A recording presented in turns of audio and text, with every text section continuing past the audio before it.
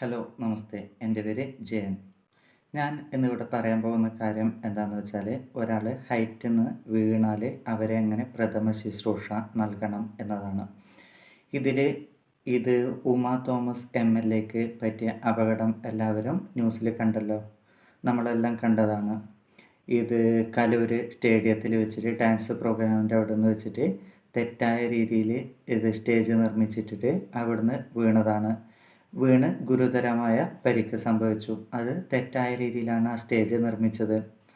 അത് ഞാൻ പറയാൻ കാരണം, ഈ വീഡിയോ ചെയ്യാൻ കാരണം എന്താണെന്ന് വെച്ചാൽ, ഞാൻ കുറേ നാളായി ഈ വീഡിയോ ചെയ്യണം എന്ന് വിചാരിക്കുന്നു. പക്ഷേ ഞാൻ പിന്നെ വന്നിട്ട് വിചാരിച്ചു വേണ്ടാന്ന് വിചാരിച്ചു. പക്ഷേ അതിന് ശേഷം സമാനമായ 2-3 അപകടങ്ങൾ അതുപോലെ നടന്നു.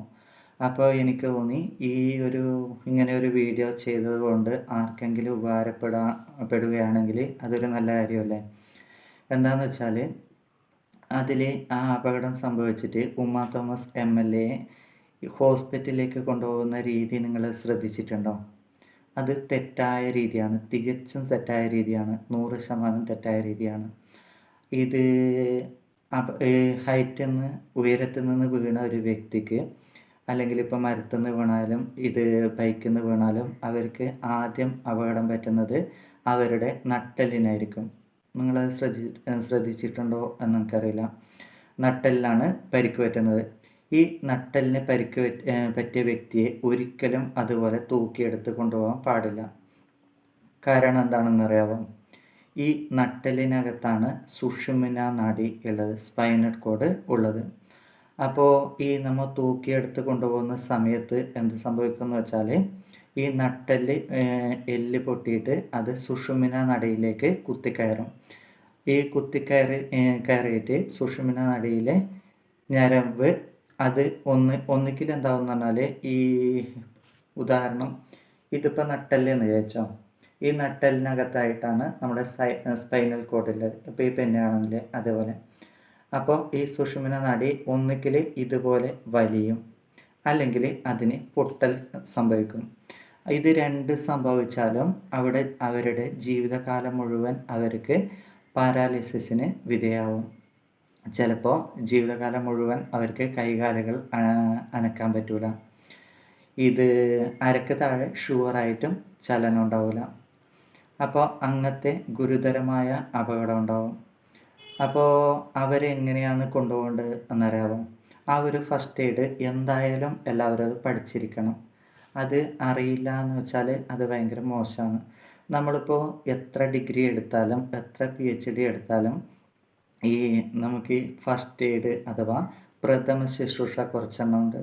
ഒരാൾ ഹൈറ്റിൽ നിന്ന് വീണാൽ അവരെങ്ങനെ കൊണ്ടുപോകണം, ഒരാൾക്ക് മുറിവ് പറ്റിയാൽ അവരെങ്ങനെ കെട്ടണം, പാമ്പ് കടിയേറ്റാൽ ഏത് ഹോസ്പിറ്റലിലേക്ക് കൊണ്ടുപോകണം, ഒരാൾക്ക് സ്ട്രോക്ക് വന്നാലോ അല്ലെങ്കിൽ ഹാർട്ട് അറ്റാക്ക് വന്നാലോ അടുത്ത ഏത് ഹോസ്പിറ്റലിലേക്കാണ് കൊണ്ടുപോകേണ്ടത്, ഒരാൾ തൊണ്ടയിൽ എന്തെങ്കിലും ഭക്ഷണ പദാർത്ഥങ്ങൾ കുടുങ്ങിയാൽ അവരെങ്ങനെയാണ് രക്ഷിക്കേണ്ടത്, ഇത്തരം കാര്യങ്ങൾ എന്തായാലും അറിഞ്ഞിരിക്കണം.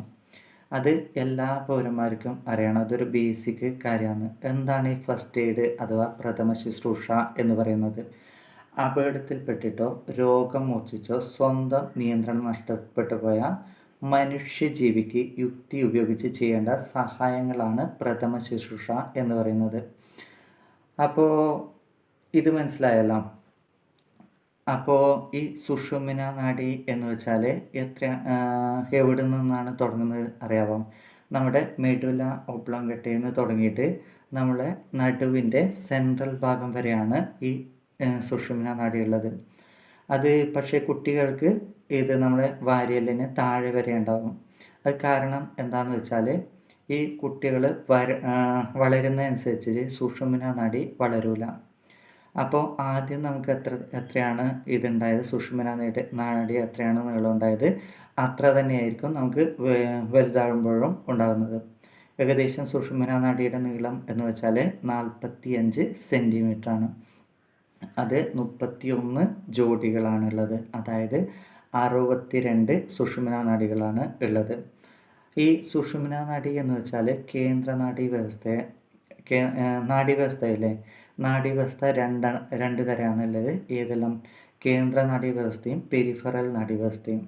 അതിൽ കേന്ദ്ര നാഡീവ്യവസ്ഥ മസ്തിഷ്കം, പിന്നെ സുഷുമ്ന. അതിൽ ഈ കേന്ദ്ര നാഡീവ്യവസ്ഥയിലാണ് ഈ സുഷുമ്ന നാഡിയുള്ളത്. ഇപ്പോൾ മനസ്സിലായല്ലോ ഈ സുഷുമ്ന നാഡിക്ക് പരിക്ക് പറ്റിയാൽ എന്തെല്ലാം സംഭവിക്കുന്നു. ഇത് ഈ അടുത്ത കാലത്ത് വേണുഗോപാലൻ സാറ് എന്ന് വെച്ചാൽ പരിയാരം മെഡിക്കൽ കോളേജിലെ ഡോക്ടറാണ്, ഫേമസ് ഡോക്ടറാണ്. അദ്ദേഹം നമ്മുടെ നാട്ടിൽ ഒരു ക്ലാസ് എടുക്കാൻ വന്നിട്ടായിട്ടാണ് പറഞ്ഞതാണ്. നമ്മുടെ കാസർഗോഡ് ജില്ലയിൽ കുമ്പള എന്ന സ്ഥലത്ത് ഒരു വ്യക്തി ഉണ്ടായിരുന്നു. അവരുടെ കല്യാണ ആവശ്യത്തിന് വേണ്ടിയിട്ട് വീട് പെയിൻ്റ് അടിക്കുന്നതാണ്. ആ പെയിൻ്റ് അടിക്കുന്ന സമയത്ത് ഏണിയിൽ ചാരി നിന്നിട്ട് പെയിൻ്റ് അടിക്കുന്ന സമയത്ത് എന്തായെന്ന് പറഞ്ഞാൽ ചെറുതായിട്ട് കാല് സ്ലിപ്പായിട്ട് അദ്ദേഹം താഴെ വീണിട്ട് ആൾക്കാരെല്ലാം കൂടിയിട്ട് അദ്ദേഹത്തെ എഴുന്നേറ്റിട്ട് കസേരയിൽ ഇരിപ്പിച്ചു.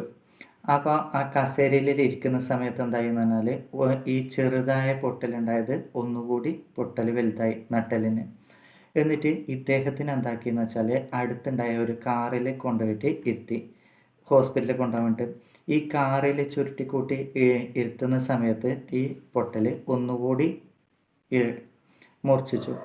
അപ്പോൾ എന്നിട്ട് ഹോസ്പിറ്റലിൽ കൊണ്ടുപോയിട്ട് ഡോക്ടർ പറഞ്ഞു അദ്ദേഹം ജീവിതകാലം മുഴുവൻ ഇനി എഴുന്നേൽക്കൂലെന്ന്. അദ്ദേഹത്തിൻ്റെ അരക്ക് താഴെ ചലനമില്ല ഇപ്പോൾ. അത് കാരണം എന്താണെന്ന് വെച്ചാൽ സ്പൈനൽ കോഡിലേക്ക് ഈ എല്ലിൻ്റെ ഭാഗം തുളച്ചു കയറി, അതിൻ്റെ ഞരവ് ബ്രേക്കായി. ഇതെന്ന് വെച്ചാൽ അദ്ദേഹം പറഞ്ഞത് എന്താണെന്ന് വെച്ചാൽ ഇദ്ദേഹം ആദ്യം ഈ അപകടം സംഭവിച്ചുവല്ലോ, അതേപോലെ തന്നെ അദ്ദേഹത്തിന് കറക്റ്റായ രീതിയിൽ ഹോസ്പിറ്റലിൽ എത്തിച്ചില്ലെങ്കിൽ അദ്ദേഹം ശരിക്കും 1 മാസത്തെ റെസ്റ്റിന് ശേഷം അദ്ദേഹം സുഖമായിട്ട് ഇപ്പോൾ എല്ലാ ജോലിക്കും പോകാൻ പറ്റുമായിരുന്നു. പക്ഷെ എന്ത് സംഭവിച്ചു, ആൾക്കാരെല്ലാം ശരിയായ രീതിയിലല്ല അദ്ദേഹത്തെ പ്രഥമ ശുശ്രൂഷ നൽകിയത്. അതുകൊണ്ട് അദ്ദേഹത്തിൻ്റെ ജീവിതം തന്നെ മോശമായി, നഷ്ടമായി. അപ്പോൾ നമുക്ക് അറിയാത്ത കാര്യം ചെയ്തത് കൊണ്ട് നമുക്കെന്ത് സംഭവിച്ചു, ഒരാളെ ജീവിതം തന്നെ മോശമായില്ലേ.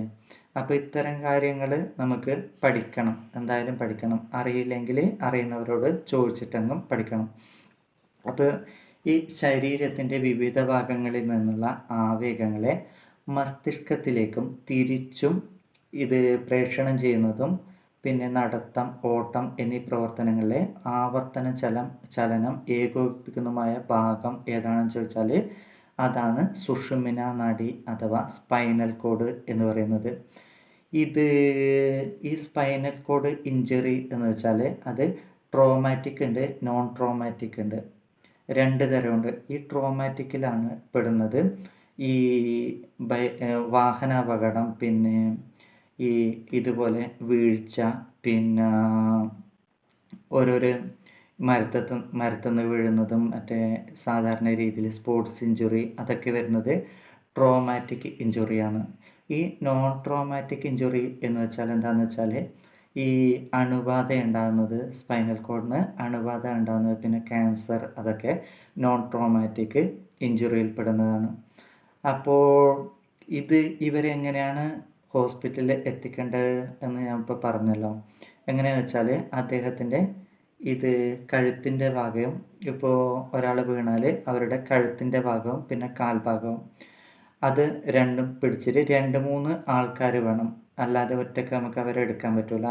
2-3 ആൾക്കാർ നട്ടലിന് ഇളക്കം തട്ടാത്ത രീതിയിൽ ഒന്നുകിൽ അടിയിൽ പലകയിലോ അല്ലെങ്കിൽ സ്ട്രെച്ചറിലോ ചെരിച്ചിട്ട് കിടത്തിയതിന് ശേഷം മാത്രമായിരിക്കണം അദ്ദേഹത്തെ ഹോസ്പിറ്റലിൽ കൊണ്ടുപോകേണ്ടത്.